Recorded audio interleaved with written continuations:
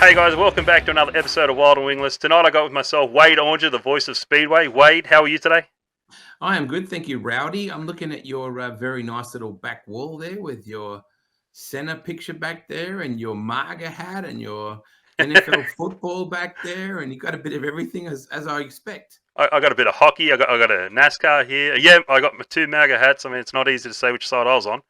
Um, Mate, I've known you for, coming up to like 8 years now. We've been dealing with each other since I came into Wow. Speedway. Yeah, 2016, yeah, so been a while.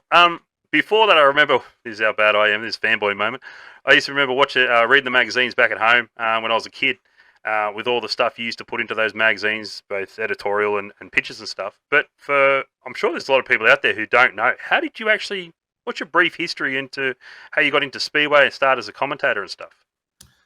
It was Western Australia. My papa was a farmer in a place called Carnamah, which is 191 miles from Claremont Speedway in Perth. And my papa would get off the tractor on Friday afternoon and drive to Claremont, go to Claremont, watch the Speedway, come back, get back on the tractor and go hard. And he took my dad to the Speedway. So between him and my dad, Merv, they went to Claremont Speedway every Friday. And then when I came along, I think, it wasn't until I was about 3 I was allowed to go. And then from there, it was just a life-changing experience. And I lived from 3 till 6 in Perth, going to the Speedway there. My dad was in the Air Force, so we got posted to Victoria, to Point Cook. I think we went to Brooklyn a couple of times, from what I remember. Then we got posted to Malaysia for 2 years. And no Speedway there, but my nana would keep sending me all the programs from Claremont all filled out. So I would read through all those. And we went finally back to South Australia. We spent 5 years in South Australia, and I went to the Speedway at Speedway Park, it was called back then, for about 5 years. And my nana would still send me all the programs all filled out. And finally we got posted back to Perth, and I'm like, wow, finally. I was sort of 15. I'm like, I can go back to the Speedway with Papa finally, as a kid. And anyway, 2 weeks before the season started, my papa passed away of a heart attack. And so I wrote a letter to Claremont Speedway and just said, hey, my papa went for 35 years to Claremont Speedway, and would you mind just putting, Valet George Aunger or something in the program? He drove 191 miles each way, and he's the one that got me into Speedway. And anyway, just hoped that they would put his name in there somewhere. And Dad and I drove into the Speedway that night for the opening night, and they'd printed my whole letter in the program. Wow. And so, you can imagine my dad didn't know anything about it, and my nana didn't know anything about it. So that little clipping from the program sort of was in my nana's, on top of her TV till the day she died in the early 90s in Goulburn in New South Wales, with a picture of Papa. So that was kind of how I got started. I got to meet Con Migro, who was the boss of the Speedway. He was the one that put the letter in. And I was writing handwritten letters back to my mate in South Australia saying, Heat 1, Bert Vosbergen came from my mate Jason Tickle's like, what are you sending me that stuff for? You should send it to a magazine. I'm like, dude, I'm 15 years old. Like, who's going to want to read that? And a guy called Ken Brown still is a legend of journalism in WA. He had every magazine tied up. And it was actually Wayne Meyer's dad, Bill. I wrote it to a few magazines and said, would you maybe print my stuff? And Bill said, I'll do it. So I would handwrite my letters, and the photographers would mail their pictures to Bill Meyer. And we had Western Ways with Wade Aunger. I thought I was as cool as cow shit, Andrew. I didn't think it'd get any better than that. And so I started writing the speed car column for WASDA and the program, and then the super sedan column in Claremont. And then Con Migro said to me, would you like to edit the program and commentate? And I was 16. So I was like, yeah, I want to do that. And It just sort of progressed from there. Wow.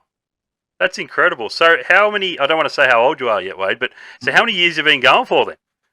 So if you think that I started announcing probably when I was 16, and that was actually doing the burnouts at Bunbury Speedway in the infield and doing some infield announcing, then this would be about my 37th year of announcing. 37 years. Yeah, I'm going to stick around and see if I get any good at it. Yeah, well, there might be room for improvement. I don't know about that. I think so. I still think your voice is, when I think of Speedway in Australia, I think of you. I think of the way you are on the microphone. And I definitely, when we tune in to watch what's going on in Knoxville and all the rest over there, just hearing your voice over the last few years has been, I don't know, it feels like you're home, even though it's million miles away, it feels like home. And I'm sure probably other Australians think the same just by hearing your voice there. It's like a home away from home, I guess. But It's been a funny feeling because you just talk like you talk. mm, And it's funny, I remember feeling the same way about Mike Raymond, like going, oh my God, it's Mike Raymond. You have those doyens, Rabs Warren, you have yep, those voices that are iconic to what you do. So for me, it's always been a little bit strange. And I was in a little place called California, Missouri, which I don't know, maybe it has 2,000 people in it. I don't even know. And I was in a dollar store looking for some stuff. And I said to my friend, I don't know, is this the right alley? And I hear this voice in California, Missouri, the dollar store go, Wade, is that you? no And I way. was like, and it was Clyde Knipp, who used to be crew chief for Jason Johnson Racing. And Yep, he heard my voice. And I was like, how do people make that assimilation to that yep, sort of stuff? So I've been very fortunate, Andrew, and the most amazing part about my whole life has been being friends with my heroes. That's the thing that you can't do. You can't just become friends with Brett Kenny, yeah. or Peter Sterling and go, hey, I watch you play footy. Can we become friends on Facebook and hang out? In Speedway, we're very lucky like that. We can do that. Yeah, well, I do remember one advice you gave me many years ago. I don't know if I should say it or not, but yeah, be very careful meeting your heroes. You may be Yeah, disappointed, and you know my story that I had with yeah, with Brooke Tatner when I was a kid, and yeah, Troy Jenkins, yeah, and I'm pretty sure Troy smashes that theory out of the park. He's an awesome guy. Troy, if you're tuning in, I'd love to have you in a wingless one day and maybe come on the show. But yeah, yeah, a lot of the people that you've met along the way that you look up to, you used to sit on the hill watching and all the rest. It's awesome now. I rub shoulders with him. Like, I go and yeah. see Max Dumsley on a regular basis and have a quick chat with him, and I think, this is surreal. So yeah, no, it's true. It's true. Um, so lately you've been well, not yeah. Okay, lately you've been very much an instrumental part in wingless racing in Australia. Mm, You've been so this sort of comes back in the days of Valvoline Raceway. You're very yeah, very supportive of our division at Valvoline, which we love you for it. And then when obviously Valvoline shut down, I believe some deals were done between yourself and Scott Yallop, who was the New South Wales president at the time, as well as being AWSR president. Scott Yallop could sort of see what we needed as far as a division to grow, and always kept you in the know and kept you close by so you could help us with events, promoting them and stuff. But what do you enjoy the most about wingless racing? So it was Batesy and Scotty together. When they first came along, Andrew, I must remember thinking the sound. I was thinking, oh, they don't sound great. And that was back, I think, when they were called NOS, Mm, cars or something like yep, that. They were sort of morphing through to become the class they are today. I'm thinking, oh, they got a bit of a sound like a squash duck. yep, I'm not really sure that they don't. You can't rip them right through the corner. They straighten up a little bit and stuff like that. And that was in the early days of it. And then the more I got to know the drivers and the teams, I was thinking, man, there's a really great cross section of newcomers like Tyson and veterans like Floody and everybody in between. I thought there's something going on here. Like there's definitely a broad cross section of experience. And it was through becoming the PR and the announcing for the Australian Wingless title every year. I went, this is one of the best kept secrets in racing. yep, The standard of presentation, the fierceness of competition, the level of dedication, the families that are involved, like the Brooms and the Hilliers and the Williams and the Goldonis and the McCarthys and the Thompsons, and I was like, wow, like where has this really been? And I think the first Aussie title I was involved in was from that level was actually the Murray Bridge title that got rained out yep. just before the A main, and then went on to do Lismore and of course then Archfield in between. And I remember thinking, this is a great product. It has such, whether you're a wingless fan or not, the standard of driving talent is amazing. The presentation is fantastic, and the community is fantastic. So I can't say enough good things about it. Yeah. No, I appreciate that. You're right. It has from the early days of the NOS wingless, and I'm not knocking anyone No, back then, but no, geez, they sounded bad. You know what I mean? They almost sounded like fender bender motors coming out. Some of those things are yeah, knocking and carrying on. But yeah, everyone's got their stuff down pat now, and you just walk through like you're at Toowoomba the other week. Oh, yeah, mate, you just looked at those cars and far out, they were just impressive. But you're talking about names. To me, one thing that stands out with this division, like we've got a few guys that have raced sprint cars and are back here. And it's not because hmm they ran out of money or anything like that. It's they choose to race wingless based on the competition level. You talk about Jason Bates. he's ran sprint cars before. Daniel Goldoni's ran sprint cars before. Mark Yeah. Blyton, he's ran sprint cars and everything else in between. Yeah. And you call him up on any given day, and all he wants to talk about is wingless racing. He don't care about nothing else but wingless racing, and that just goes through his veins. So the fact you've got those sorts of people in the sport, I think that's what makes it happen. Sorry, you mentioned something before about the Mount Gambier Australian title. Oh, sorry, the Murray Bridge Australian title. Yeah. Whose idea was it to have that running race? Did you have odds on Brad McCarthy there? Someone had to have I odds don't on think him. it was. I think it was one of the boys, one of the drivers come up and suggested it. That was fantastic. It was. And that's another. Then there's the Mongolian episode at Archer Field. That's one of the cool things about wingless as well, is that the Calcutta's are mega. Yeah. And I'd rather drive a biro through my eye than go to a Calcutta most times. They're pretty mind destroying. Yep. But the wingless ones are always hectic because everyone it's a compulsory thing. Like the one they had at Lismore last year was epic in the big barn. Yep. I'm really looking forward to the one in Mildura when we work out, whereabouts we're having it and stuff. So to be honest, there's a great community around it. And I think that the humor involved as well. Like you get guys like Peter Logue that are still racing, who's an absolute Aussie icon. Yep. And then you get these sort of 17-year-old kids, and as well, Andrew, there's some badass young lady racers in this class as well that really rip it. So I think it's got so much going for it. A lot of Americans are a bit confused by the 6-cylinder concept. They'll say to me, "Hey, you got them non-wing cars, and what do you got? 360s or 410s?" And I don't want to see them morph into a 410 or a 360. I think that the driving standards are probably a bit variant in as it currently stands. Yep. And non-wing racing in the States is a thing that most people have grown up with. So they've learnt to run a 360 or a 410. That's where Todd Hobson is now becoming, exceptionally good at what he does. I kind of like what we've got. I think the proof is in the pudding with the numbers. Yep. It's a relatively affordable class.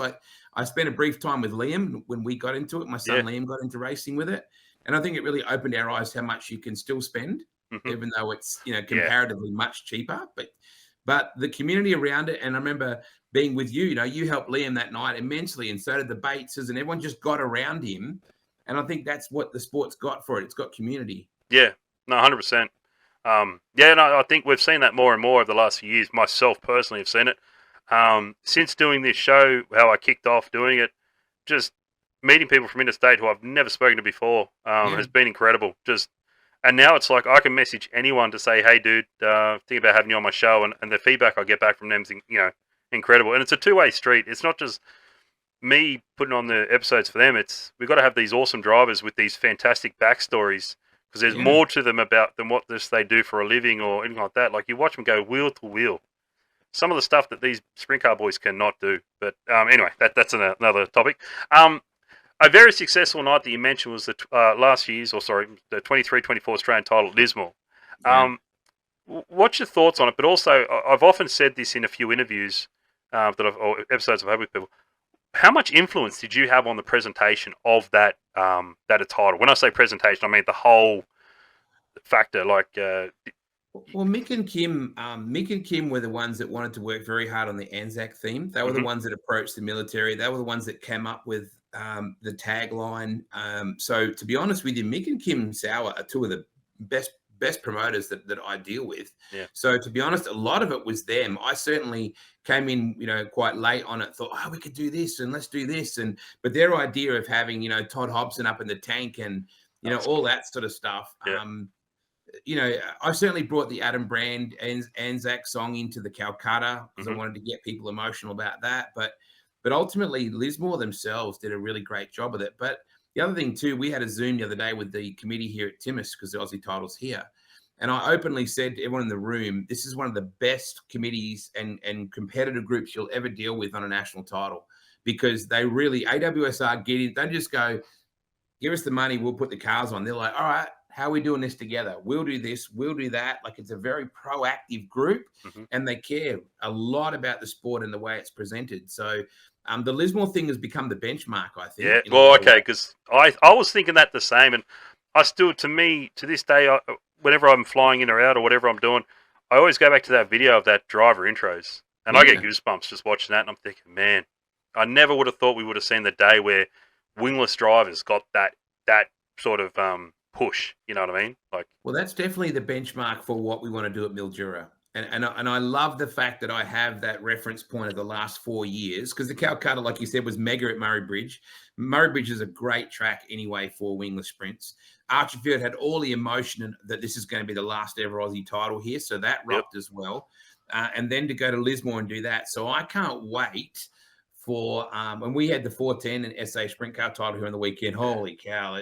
The track is really banked now, and they're really getting around there. So I love the culture that we have in Mildura, and I think this track, there's some really good people, Tony Solomon and Ken and the committee that work really hard here. We'll put a huge effort into, we'll do some really cool things with the cars around town and try and get a bit of water sports involved as well. And so, to be honest, I'm super excited about, I think we can do a better job than Lismore, but but Lismore were phenomenal. So I can't wait for the challenge. It's going to be good. I mean, I just keep saying the same thing. Give me pyrotechnics and I'm happy. Anything with a bang makes me go. But all right, so let's move on to the next project you've been working on, which is the WOW series. What are your is this exactly what Wingless needs? I think it's what we've been needing for a couple of years. Talk to me through it. Oh, look, I love the fact they just called it the WOW series. I think that's great in itself, because it helps me as an announcer rolling out with the whole WOW thing. It's an easy hook. The wide open clothing side of things as well, with the Jack and the Sayer folks, the committee that works on this behind the scenes. When I rolled into Toowoomba for the first round, I'd literally come from Adelaide from the Napa Speedway in the city thing. Yep. So we've gone from that euphoric sprint cars in a city thing to the first round of a brand new series. I remember feeling very, very I think very proud of where the sport was going. Like it had gone from the Speedway and the City thing in Adelaide to this brand new semi-national style series that has some phenomenal teams. Like I was a bit disappointed we didn't have Jacob Jolly there. I was hoping that Jolly, the A1, would have been there, but that's the way it works. He's working on his different pathways with his LS racing and stuff like that as well. But I walked through the pits. I was like, man, look at the presentation. Yeah. Like, these are the best teams. And without the West Aussies, it'd be cool to have the West Aussies in some way. I think that would make it truly national if we can get down that path. But we had a Zoom last night with all the committee again to plan Sydney for this weekend. And there's 60 cars fully subscribed. Yep. So that says it all. That's the biggest field, I think, that Sydney International Speedway will have had for wingless since they started, I think. Ever. Yep. So, to be honest, I think that all says all it needs to say. I love the fact that they put so much effort in contingency awards, and there's all those the cool banners that they do, and the heat winner things and all that sort of stuff. But I will get to work with Stu, and I hear that Matty Nikiforov is doing a really good job with his announcing as well. Yep. So I'm really excited to come back to Sydney and see what we can do. There's going to be 5 lots of 12-car heats twice. Wow. Okay, because we were curious on what the format will be, but now you let the cat out of the bag. 5, 12s, okay. 20-car B, 24-car A. It's going to be full on. I can't wait. No, it is. It was a shame that the weekend rained out, because I started calling that the prelude to the WOW. It was almost the warm up to the WOW. It was going to show us where people were sitting and so forth. And then I even noticed on the entry list for the WOW series, some of the posse guys, some cars were missing, and I thought, I said, try and get a hold of somebody, because there might be, I'm not saying anyone's dropping out, but there could be a reserve list in case someone's car doesn't make it to the weekend. But, man, 60 cars, I'm looking at that. Already we saw what we had up at Toowoomba. Was that like an Australian title? I'm going to go ahead and say yes. The stress that was on us to getting our things turned around. I know other drivers sort of said, like, you're just not having an easy heat. Like, it's hard work each time. It was almost like the Australian title all over again. So this weekend we got more cars, because last time we had 34. Now you're going to have 60. You can't afford a bad heat. Cannot afford a bad heat. But it's just crazy where Wingless has gone from where you saw it. Cool part as well, Andrew, is that there's quite a few people that had a difficult first night. You guys were one of them. Yep. Mitchell Broom was another one that you didn't expect. Jack McCarthy was another one that really struggled. Well, Batesy didn't have the speed that he. Jack came back quite well, didn't he? Far out. He hadn't been back there though. Like, he pedalled all the way through that A to finish 4th. And anyone says he can't pass Jack McCarthy, there you go. Oh, mate. South Australia has a smallish car count, but bloody hell, they're good. Oh, the you look at all the guys from SA that are running in the WOW series anyway, they're all jets. Yep. And when you think back to, the Todd Wigsell and those sort of guys that were outstanding in that class as well. And the cool part too is when we go to HB Stockfrieds Simpson Speedway, we should have around that 60 car mark there as well. We're going to have over 100 cars for the Mildura Aussie title. Yep. And then the WOW Series finale is the week after that title as Yeah. well. So, How are they going to cut back 40 cars?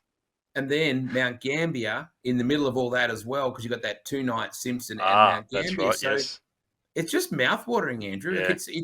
It's got a lot of really good momentum behind it. I'm really proud of how passionate everybody is that's involved, and that includes the teams. Yep.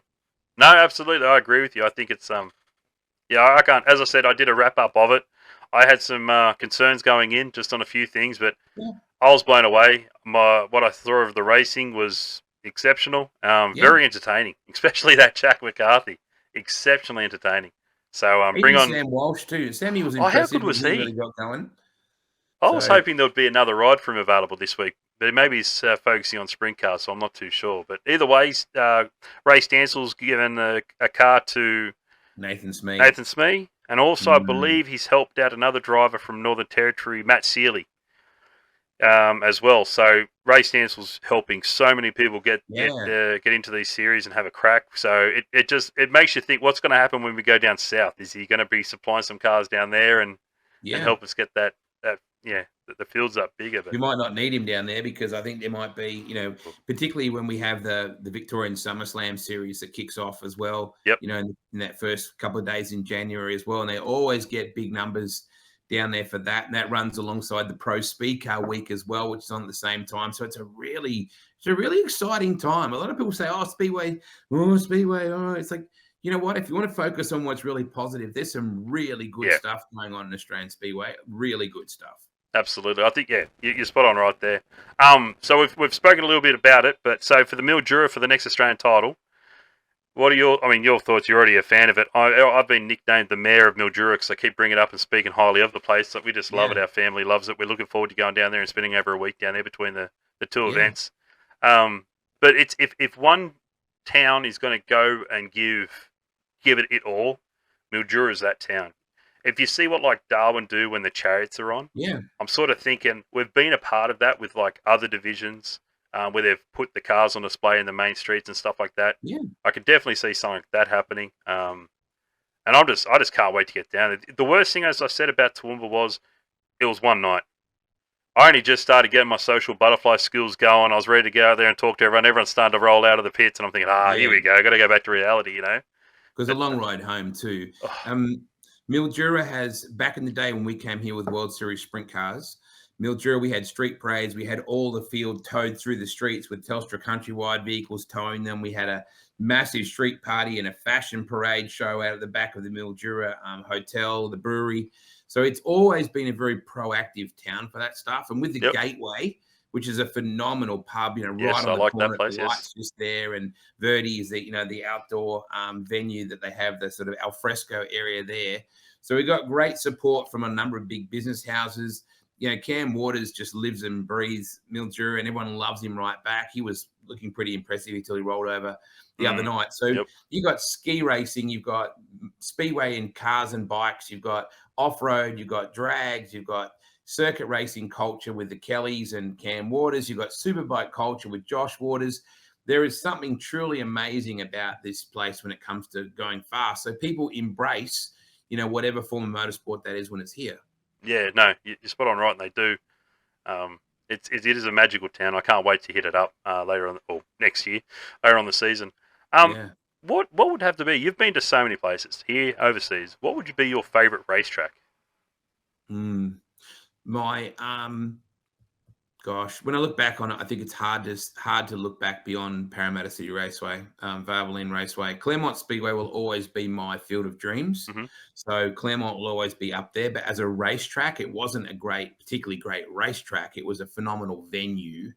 Parramatta has to be up there as one of the truly great places of all time, just for what it was and what it began life as. I love Borderline Speedway Mount Gambier. It's always been one of my favourites because of the grass spectators, the way it's the way it's decorated, the steak sandwiches, the cup of soups, the galahs, the thing that makes it uniquely Australian. Mildura Timmins is epic. Like I just love B&S Earthworks Timmins Speedway. I love Olympic Park Speedway here, the bikes here. Yep.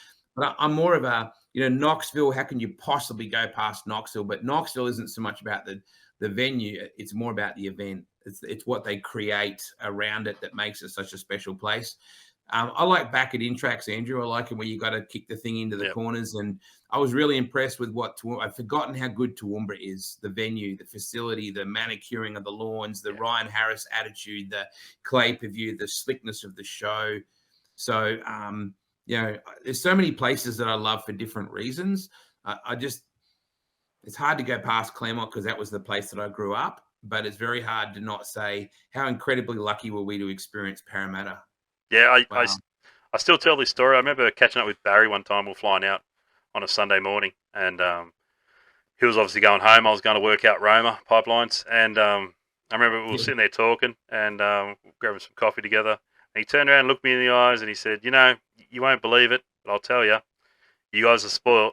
You guys are spoiled. And I thought, what do you mean we're spoiled? And then I looked back on everything. The facility we had, yeah, the grandstand wasn't the best, but did we need the best? No, it's not what it was. It's what we make it. And the big screen, the fact we had the trotting track, it was just, you went there and it didn't matter if it was your first time there or you've been there 100 times. You felt welcomed. Yeah. And you're right. Murray Bridge is the same. Murray Bridge has that same. If you're a South Aussie, Speedway City was amazing back in the day when we used to go there with World Series sprint cars. That was a phenomenal. And again, that was a tired old venue that Bob and Wendy did a good job of keeping, facilitated. But wait till you see Tolma, Andrew. Like I'm looking forward to. Yeah, I've had Mark Blyton on the phone to me like every week telling me when are we going? When are we going? Come on, let's go. So we got to go. We got to go. Like that is literally just you look up at the wall. They have done a phenomenal job with that. That is a place that everybody needs to get to because it won't look the same on TV. What a joint! Right. Okay. Well, no, we'll put it in there. We'll get there. So what would you say be your favourite moment in the sport, in Speedway? Gosh, there are so many of those. I think it just comes back to just being able to be part of it. To be honest, like it seems like a really broad, sweeping thing. To be able to go to the Knoxville Nationals every year and be part of that is such a privilege. To go to the Super Nationals, the IMCA Super Nationals, that's pretty cool. I got to put Boone up there as one of my favorite tracks in the world. Boone they race 5 wide, Andrew. I'd never seen it before until you went over there and started plugging it. Oh. And I tuned in and I thought that thing was incredible. It's just the way people treat you too. That's what I wish more Americans got a better rap for outside of America is their friendliness. The genuine nature of the people in Midwest and race fans is hard to get your head around. They're so incredibly friendly and genuine. And so, between I went to Skagit last year and Skagit was this year and Skagit was unbelievably cool as well. But Boone has that, and Knoxville have that Midwestern beauty that has the people are the beauty of the place. The racing's almost incidental to it. Yep. So there's been some really, really incredibly sad moments that I've been involved in the sport that are a privilege. I got to announce at Daryl and Jason Cricky's funeral. They actually announced the hearse doing a lap, which was asked by the Cricky family to do that. I've unfortunately lost a couple of friends while I'm announcing them. Scott Darley was one of them, and that remains with me, and will forever. Sam Fennick, even in drag racing last year in the Door Slammer. There's been some people back in the day with the sidecar side of things back in Perth. They're the moments that you just find really hard to get your brains around. But I think just the genuine love of what we do and the people that are in it are my greatest moment every time. Having said that, watching Liam win a couple of Aussie Speedway kart titles was pretty special too. And all of my boys at one point have raced Speedway karts, so that's pretty cool. Yeah, no, absolutely. I really do hope to see Connor in a wingless one day. I've already done a deal with him, so I've just got to finish off building my car, and I'll ask him to head on over, but or maybe we'll bring it down there, whichever one. But yeah, he loves it. You're right, Connor definitely. I mean, the cool part is, Andrew, and you're yourself, with your 3 girls and your 1 boy, they all have different interests. The girls with their cheer and and Tyson with his racing. Well, with Darcy and Riley, they're both into their soccer, and Yeah. Darcy's going to move over to Newcastle soon with Riley to play in the NPL. Oh, they're both going over. Wow, that's going to be insane. Yeah, so that's their passion. Yep. And then Connor and Liam have their passion for the racing. So I'm grateful for all of it. I don't want them to be all 100% racing. Like if anything in my life, the thing that I have screwed up on wholesale is I've been way too focused on speedway and not anywhere near focused enough on being with my kids. And I have screwed that up.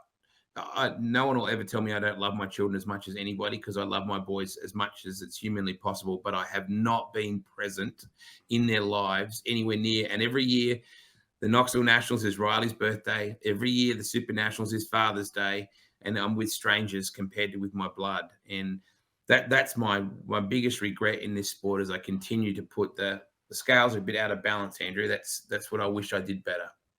Yeah, no, well, I understand where you're coming from there. FIFO work and sort of get the same deal, but Yeah. no, I don't think anyone would ever doubt how much you love your kids, and we see it, every week. We see it on your socials. You're always praising them, so. And they've all grown up to be pretty good kids. Just don't leave your wallet around Connor. No, I'm kidding. He's a good kid. He's a good kid. He's a good kid. Hey, so I've got to ask, and I'm not trying to do a plug here, but I've been very curious as to when I can get my hands on a Wow bottle of moonshine. What's going on? We're going to get some methanol moonshine with the Wow stickers on it, or we need to. And Scott is always very supportive of anything like that. Yep. We do. I do like my black bottles. The new ones that we have with the peach and the butterscotch and the OG are pretty groovy as well. You know what's cool is people do this sort of stuff for me all the time, Andrew. Like that guy is a drag racer out of Whyalla, John Thwaites, and he basically just asked me, "Can I put your logo on my car?" It wasn't like that I asked if he would or anything like that. He came to me and said, "Do you mind if I put it in?" And that sort of stuff happens a lot. I'm very grateful for the methanol moonshine stuff, not so much because we made alcohol, but because it's been a great vessel for doing bottles. Like we did the crafty bottle, remember back in the day? I got one. I got one. Bull bottle. It's on my shelf over here. Yes. Yeah, that's been more special to me, I think, than anything, is being able to help tell stories and honor people. That's what I'm here for. That's what we're trying to do. Yeah, actually, I do have.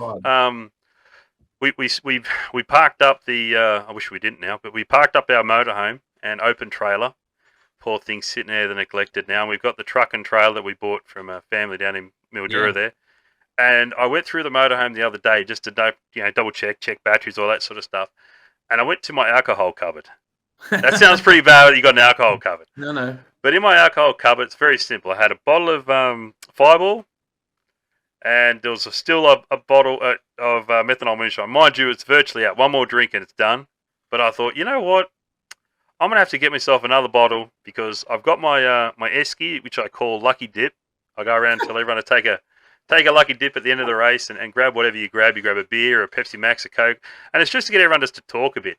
But I'll grab some of my red Solo cups and throw a bottle of moonshine in there, and we'll see what we can do with that, because it definitely, I felt it, Toowoomba anyway, brought people together. So I'll keep sort of spreading that word to give everyone together and make sure we have a chat at the racing and just remember why we're there. It's crazy how you can find people who don't like one another, but yet we've all got the same interests, and we're all stupid enough to spend all our money on this stupid interest too. And we should really all be mates, but. Anyway, that's what we're doing. But no, I can't wait. Hopefully I see some methanol moonshine bottle, because it's a good occasion, this WOW series. And I really do appreciate everyone, from Scott, as you said before, Jason Bates, Daniel Goldoni, yourself, Ashley and Daniel Sayer, Leon Jack. Everyone who's put time and energy, effort into this has just been it's been insane. So I'm excited for all the rest of the 4 rounds remaining, as well as the Australian title.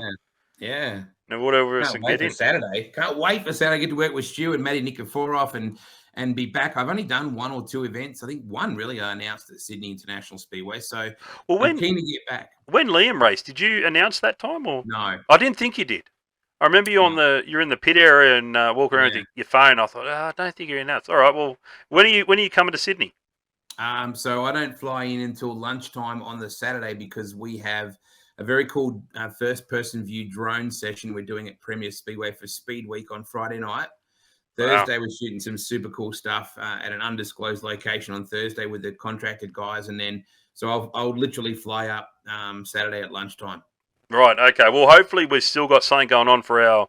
Are we doing something on Friday night? Or I need to check. I think so. I know I that we're hope doing so. scrutineering and stuff like that as well for some teams on the Friday. I think. Okay, well, fingers crossed. We get something, but yeah.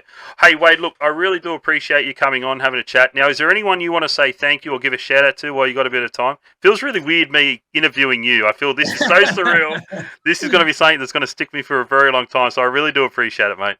No, it's a blast, Andrew. You and I go way back. You and Dinah and Tyson and the girls. It's family is what it's all about for this family. And I'm going through some of those old Parramatta photos, mate. And there's those pictures that we did with the legend car and little summer stunners up on Oh top of yeah, the car and mine, and those cool pictures we did with the Mercedes yeah, yeah. They were cool. That was an out awesome near the weekend. butterfly farm out there somewhere, wasn't it? Indy That we did 800, yeah, yeah, at the turf farms. Yep, our little playground. That's our field of dreams, I guess. That's what I call it. That's where yeah. Yeah. No, just my beautiful boys, Andrew. That's Liam, Riley, Connor, and Darcy. Liam's married now, and Yep. Connor Congratulations. Darcy just turned 18 only a couple of days ago, and Riley's living his dream in soccer, and Connor is really grasping the real estate stuff and found his purpose now, and so I'm just so thrilled to see them happy in their lives and finding their own place. Because anyone will tell you, if I said to you, mate, Tyson's a great little race car driver, or Tyson's a great kid or good person, you'll say, yeah, it's good that he's a race car driver, but it's even better when he's a great person. And that's what you have great kids as well, mate. So that's, I think, as a parent, that's all you want. All you want is two things. You don't want to outlive your kids. Don't want to outlive my kids. Nope. And I want to always know that they know how proud I am of them. Yep. No, absolutely. Absolutely. 100% Wade. And I really, mate, again, appreciate you giving us time. I look forward to catching up with you on Saturday night. Yeah. And thank you for supporting my show too, Wild and Wingless, because you have been an advocate for it, and I do appreciate it. So thank you. I'm glad that you're doing it, mate. I'm looking forward to catching up on Saturday. We'll have a coldie after the race. I'll do a lucky dip, all right? Oh, all right, I'm holding you to it now. All right, guys. Thanks everyone for tuning in. That's Wade Aunger for you. So hopefully we'll see you guys down at Sydney International Speedway on Saturday night for the second round of the WOW Series. Until then, take care and enjoy your night.